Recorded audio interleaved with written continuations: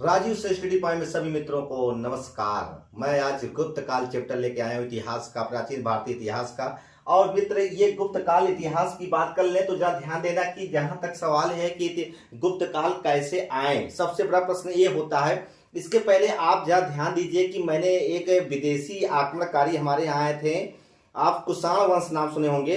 तो कुषाण वंश का सामंत थे। कौन थे भैया? गुप्त काल वाले। कुषाण वंश का क्या थे? सामंत थे। और वही सामंत लोग यहाँ आकर धीरे धीरे कब्जा कर लिए थे। तो देखिए, कला और संस्कृत, साहित्य, विज्ञान की जहां तक देखा जाए तो विकास के कारण गुप्त काल में भारतीय इतिहास जाना जाता है और इतिहास का स्वर्णिम युग कहा जाता है। कहते हैं स्वर्ण युग था उस समय। और ये कारण क्या था? स्वर्ण युग होने का सबसे बड़ा कारण क्या होता है? या उसकी संस्कृत विकास अच्छा हो, या कला अच्छी विकास हो, या देखा जाए तो विज्ञान का विकास हो, तो 100% इसलिए स्वर्ण युग कहा जाता है। तो जरा ध्यान दिए, गुप्त कौन थे? ये भी प्रश्न आ जाता है, गुप्त कौन थे? तो गुप्त कौन थे? कुषाणों के सामंत थे मित्र। कौन थे? कुषाणों के सामंत। सामंत का मतलब क्या होता है? सामंत का मतलब होता है जहां राज, मतलब उसका केंद्र, जैसे राजा केंद्र है, बिंदु है, और उसके आरी बगल जो पड़ोसी होते हैं, बगल होते हैं, अगर उसके अधीन, अगर वो उसके अधीन वह साम्राज्य रहता है, उसके अधीन वह मतलब देखा जाए तो राज्य रहता है, तो वो उस स्थान को सामंत कहा जाता है, उसके अधीन रहना। तो कुल मिलाकर देखा जाए, कुषाणों के सामंत कौन थे? गुप्त काल थे। मौर्य के पतन के बाद एक बार पुनः देखा जाए तो मौर्य के पतन के बाद एक बार पुनः उत्तरी भारत पर एक राजनीतिक की स्थापना हो जाती है। एक राजनीतिक इतिहास मिलता है हमको मित्र। और वो भी कौन है?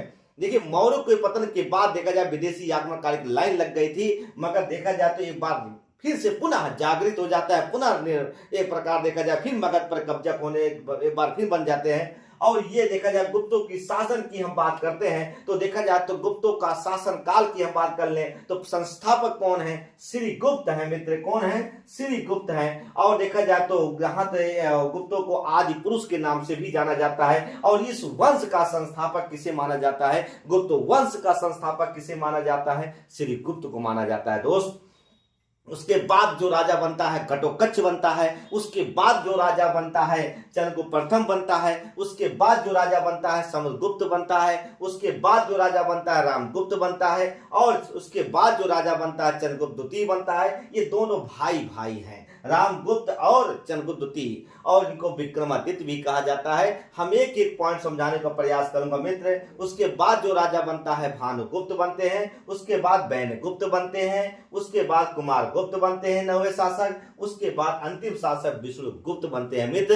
एक एक राजा को हम डिटेल से पढ़ाने का प्रयास करूंगा मित्र। हमारे वीडियो पे बने रहें और एक अपने दोस्तों को जो नहीं ऑफलाइन नहीं कर पाते हैं क्लास, वो ऑनलाइन हमसे क्लास लें। और मित्र, मैं पूरा पढ़ाने का जीएस पूरा पढ़ाने का एसएससी जीडी के लिए एकदम रामबाण साबित होगा मित्र। इसमें कोई घबराने की बात नहीं है। एक क्वेश्चन आपका नहीं, मतलब आपका छटकेगा नहीं। 100% मेरा दावा है। मैं आपको देने का पूरा प्रयास करूंगा मित्र। बहुत बहुत धन्यवाद। नमस्कार।